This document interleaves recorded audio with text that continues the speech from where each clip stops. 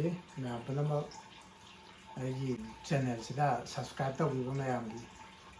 The follower man that Yava, Aries Rasi, Miasarasi, Miasarasi Sigi, where a Kataba Dugumba, Pataba Hagadra, Nadragana, Apava Hagadra, Adugi, Matangshi, a Kitang Tamjaga, Laramba, Sani, Saturn, Effect Mayam say, Atai Rasi Manda, Laramba, the Aries Rasi Sida, my here Nakitang Pang the Vasipico. Aries, I think Miasarasi is the 29 March 2025 की March की तांग को मापन की निमिदांग की पुंग तराग minute तरे ताव मतंदा Saturn ना कुंभ राशि तक मीन राशि तक सोमचन बाहर कनी मधु के हेक सोमचन लपद दा मेष राशि की सीरियसटी है बदी शनि ने कोक फम बाई तो मधु हावे को Aries सारी बादुंग मेष सारी बादुंग राशि सिदी मंगो हने को मार्स हने को प्लैनेट ना रूल तवी मरम सिना Saturn and Mars are enemy मोय एनी सिदी येक ना बो इनेबा अदना यामना कनबा इफेक्ट अमा लेनेबा मेष राशि बु पुइबा मार्स है प्लैनेट सिने अदुगा Saturn ने एनी से enemy ओइबना मरम ओइबना अदना Saturn का अदगी मार्स का एनी से मुतंग सांगदम ना येंगे से को Saturn na sidi kaino discipline neba. Dago Mars ay sina kaino impulse. Thabo ka tawo si kan khanda dane ta bak toksan ba ko. Ano ga Saturn na tawo sidi ka dawe limitation na tawo. Mars na unbridled. Athing ba lete mongwan de unlimited neba ko. Athing ba lete Saturn na thabo tawo ko ina sangi delay. Mars na kaino thujin ba. Tu na tawo action. Saturn self-control ni aduga Mars na aggressive neba sawa war sina singwa mayans aduga Saturn gi fibam na kaino mapa mama oiba halwar ba aduga magi saktam ni aduga chahi yama ba old age oiba aduga Mars na youth neba thoklakpa ye aduga angang oiba thoklakpa du matam gi aduga chapmana oiba aduna ka dawre my action is the Kalipo Mars. I took Aries Rasi say, Masi, my Rasi never. Asigi element like element to that Mars, Aries, my Rasi and a Kawi, Aduga, Mars, Iba, Dugumba, planet say, Sisu, my Rasini, Payarni, Aduga Saturn Zina, win, Nungsit never go. I don't know. Saturn City, I know. Disciplinary ni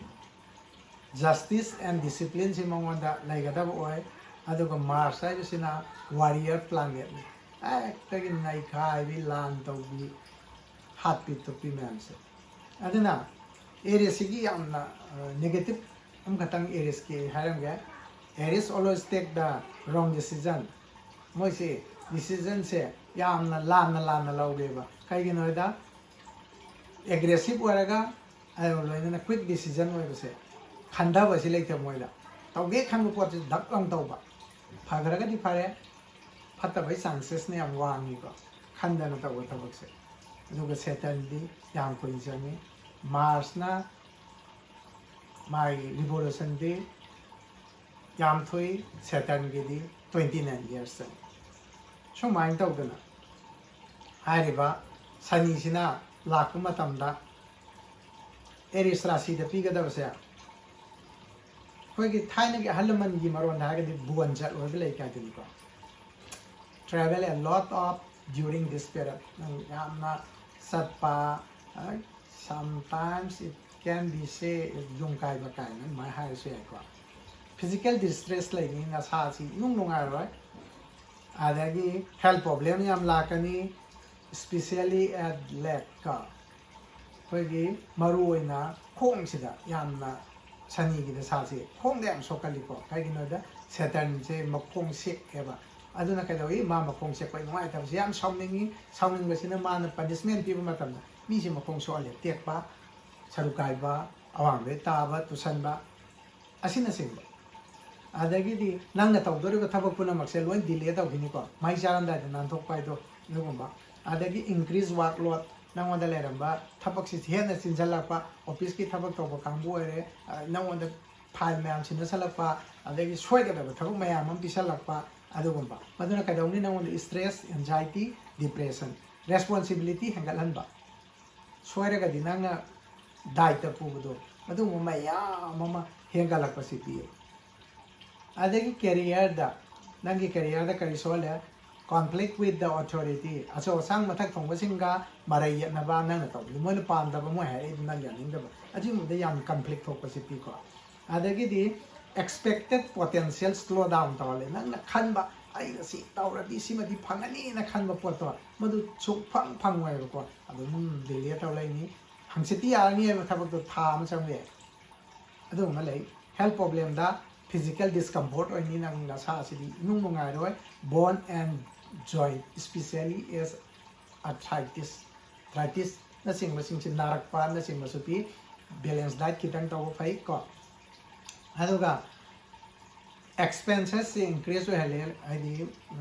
chen chat pa si hanga la related to the professional and career da nang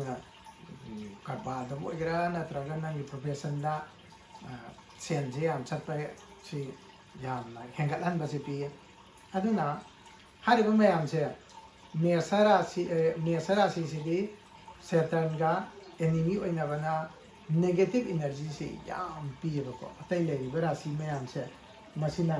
phangamba adugumba khoi gi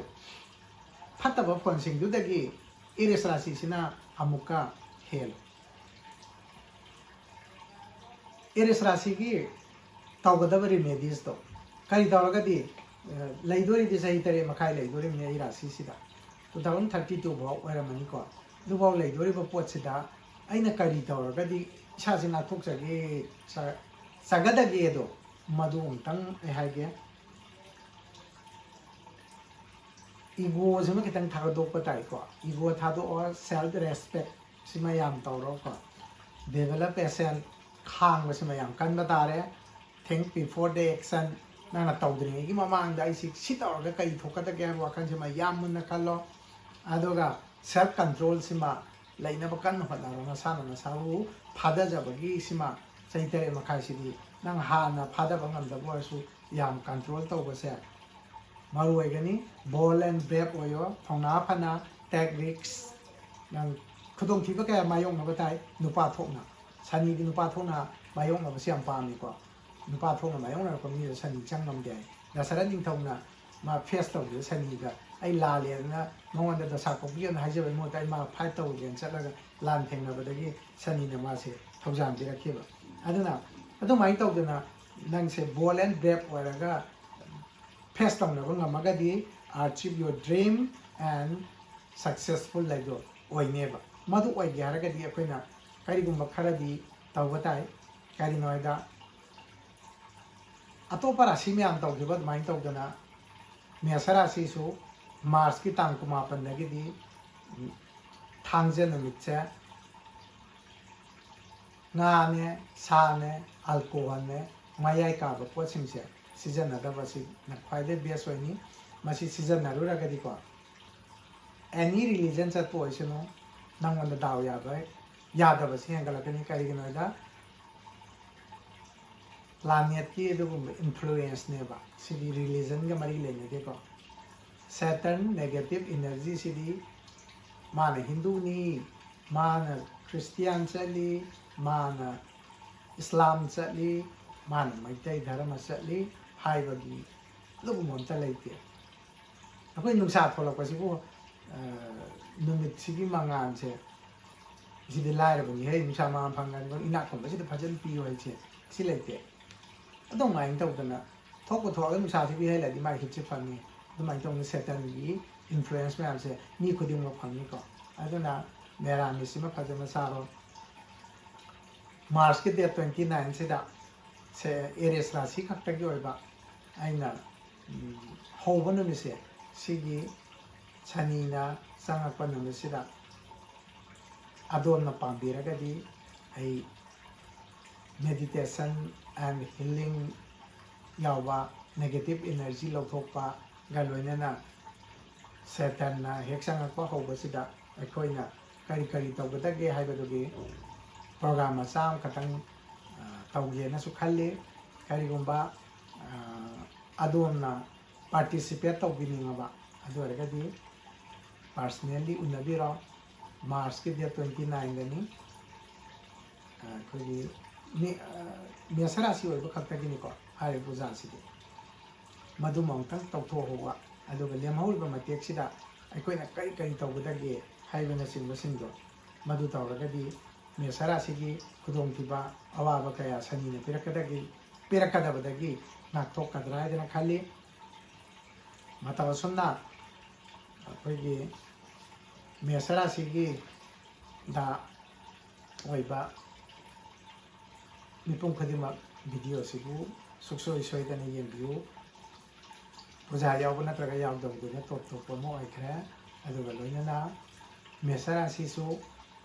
March 29 gi matungdagidi every Saturday mafam sida kogi sani puja tawi madugi puja gi fina singba sing amata madu lawjade adom laaga puja da dum participate tawbiraba yani March 29 matungi Saturday singni ko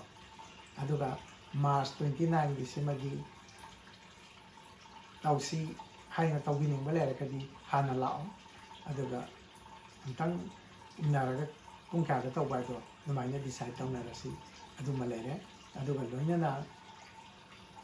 March 29 dagidi adom loinama thangja khudingmak sidala aga puja yawbiraba yani aina chani puja simadi mayam gidamakta kathok sabani mayam puna la aga enjoy tawbiyo aduma kaloinana hariba March 29 sida adom na tawba yaba thabak kitang tahoragadi adomgi lakadariba 7.5 years sida adomda henna stress depression anxiety workload na singbu mayam punamak distress physical discomfort na singbu mayam punamak to poknanaboy damakta March 29 da Saturn gi negative influence lawthoknabagi healing program si yawiu masi haraga mesara si punamak sani gi phataba do koktana afaba haibaduda oiba oisanu oidan haraga video solution kariguma domna pambiramagadi pa video sibu khoidabiragadi like tawbiramu subscribe tawbiu loinana share tawbiramu haraga matang sida losaljari Hare Krishna mayam punamak afaba